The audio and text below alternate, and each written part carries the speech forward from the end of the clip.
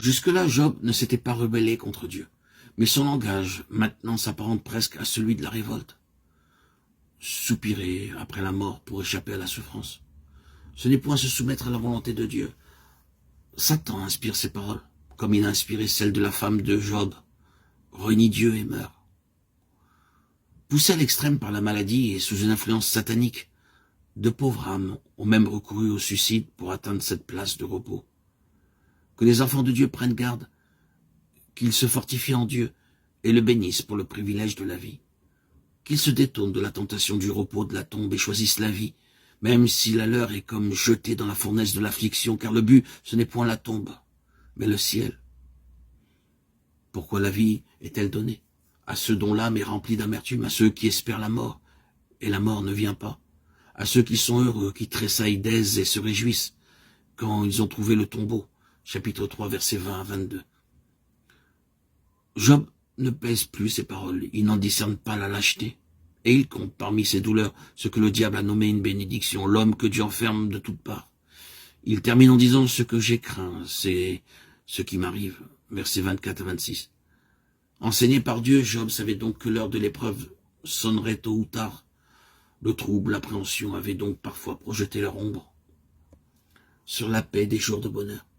Il avait eu le pressentiment de l'épreuve où il était présentement.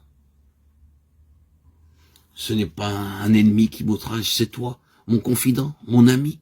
Psaume 55, 13, 14. En lisant ce que dit alors Eliphaz de Théman à son ami dans l'affliction, nous songeons à ces âmes candides qui s'imaginent qu'elles doivent dire toute leur pensée. Si nous essayons de t'adresser un mot, peut-être auras-tu peine à l'entendre, dit Eliphaz. Mais qui pourrait tenir ces paroles? Et il continue en disant les choses les plus douloureuses, celles qui probablement ont déjà abordé la pensée de Job, exhalant sa peine. Tu as enseigné la sagesse à plusieurs, tu as fortifié les mains débiles, tes paroles ont relevé ceux qui chancelaient, tu as raffermi les genoux vacillants, et maintenant qu'il s'agit de toi, tu faiblis, maintenant que tu es atteint, tu perds courage. Tout cela, Job le sait par cœur, et Satan lui a murmuré sans doute quand il a vu le patriarche sombrer sous la douleur. Mais c'était une souffrance ajoutée à tant d'autres que d'entendre Eliphaz le dire. Ta crainte de Dieu n'est-elle pas ton espoir? Continue Eliphaz. Si les autres hommes l'ignorent, toi, Job, tu devrais savoir te confier en Dieu au jour de l'épreuve. Ce que tu sais de lui n'est-il pas suffisant pour te donner confiance maintenant? Ami qui est dans la fournaise, ne sont-ce pas ici les paroles mêmes de ceux qui essaient de te consoler? Il parle de la douleur de celui que Dieu a blessé. Il le console en lui rappelant qu'il a exhorté les autres à être forts et que lui-même, maintenant, faiblit. Cherche dans ton souvenir quel est l'innocent qui a péri.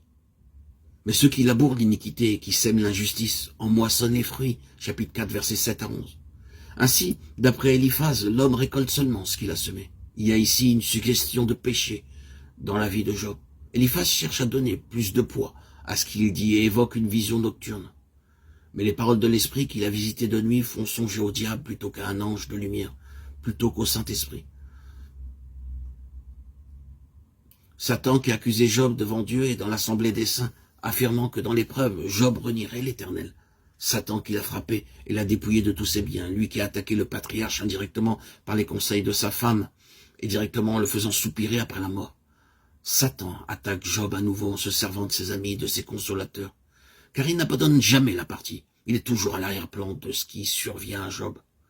Et par les amis de celui-ci, il attaque directement l'intégrité de l'homme de Dieu, sa foi et son assurance de communion avec Dieu.